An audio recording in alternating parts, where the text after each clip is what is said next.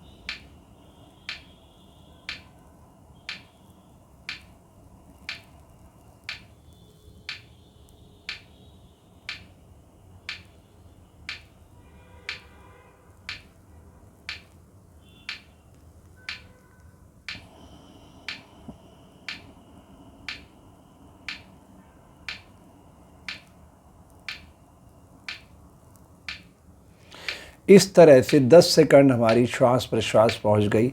अब हम इसको 21 बार दोहराएंगे। आपके मन में प्रश्न आना चाहिए, 21 बार ही क्यों? 7 चक्र हैं इस शरीर के भीतर, 7 चक्र, स्थूल, सूक्ष्म और कारण 3 जगत हैं। तो स्थूल शरीर से जोड़ेंगे, सूक्ष्म शरीर से जोड़ेंगे, कारण शरीर से जोड़ेंगे। जब 21 बार हम इसी क्रम में श्वास प्रश्वास लेंगे, तब हमें समझ में आएगा कि नीचे के जो चक्र हैं वो क्या काम कर रहे हैं। सबसे नीचे का जो चक्र है, मूलाधार चक्र, वो गंदगी बाहर फेंकता है, गैस बाहर निकालता है, दूषित गैस, फिर मल बाहर निकालता है। फिर स्वादिष्टान चक्र है, वो मूत्र के जरिए गंदगी बाहर फेंकता है। फिर वीर स्खलित भी करता है ना, स्त्री को रज और पुरुष को वीर, उससे सृजन का काम भी करता है। फिर ये नाभि मंडल है, ये क्या करता है, जो हमने एनर्जी लिया, जो भी हमने खाया, प्राण लिया, विचार किया, उन सबको डेबिट क्रेडिट बैलेंस करके यानी 2 हिस्से बना देता है। जैसे आधुनिक युग में आप देखते हैं बड़े बड़े प्लांट होते हैं, ये सीड जैसे ऑयल प्लांट होते हैं, सोया प्लांट होता है, तो DSC अलग कर देता, ऑयल अलग कर देता है ना। तो इसी तरह से ये भी काम करता है ना। एक पार्ट को नीचे कर देता है, एक पार्ट को ऊपर कर देता है, अलग अलग कर देता है। ठीक है। फिर हृदय है, ये बिना टकराहट के काम कर रहा है। फिर ये वोकल कार्ड विशुद्ध चक्र है, ये सब तरह की गैसें बना रहा है। फिर ये उसका समन्वित प्रयोग कर रहा है और फिर ये सारी चीज़ों को प्रकृति से रिसीव कर रहा है। तो प्राणायाम के जरिए ही हम इन सारे चक्रों का भेदन कर सकते हैं। ठीक है। अब हमारी यात्रा यहाँ से शुरू होती है।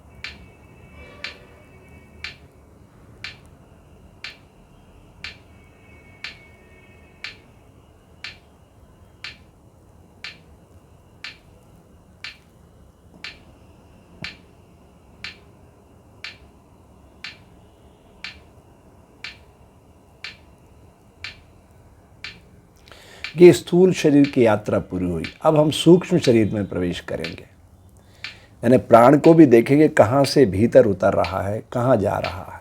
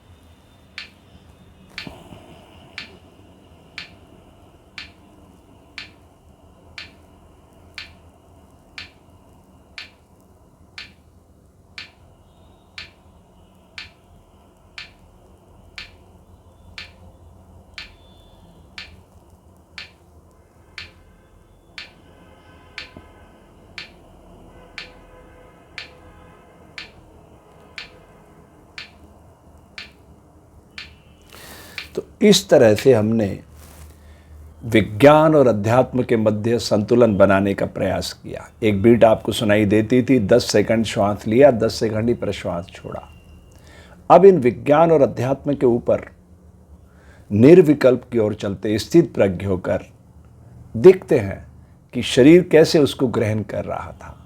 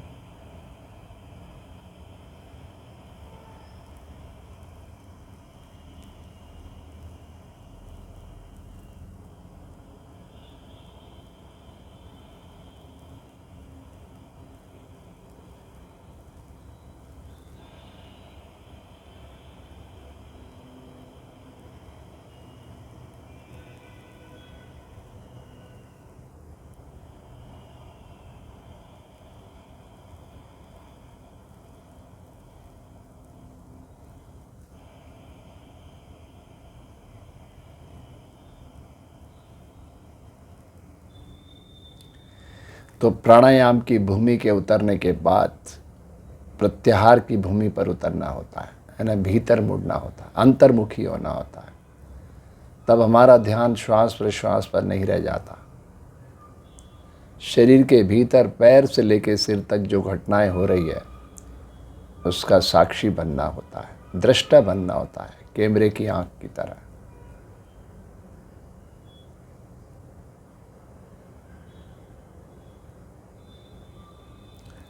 जब इस तरह हम कैमरे की आंख यानी दृष्टा बनना, साक्षी बनना सीख जाते हैं तो फिर धारणा का स्वरूप सामने आता है, मतलब अपने मूल स्वरूप की यात्रा। मैं कौन हूँ, मैं कहाँ से आया हूँ, कहाँ मुझे जाना है, मेरे जीवन का उद्देश्य क्या है। फिर धारणा ध्यान में बदल जाती है। ध्यान साधक की उच्च कोटि अवस्था है। प्रकृति की हर घटना में सब जीवों के मंगल की भावना है।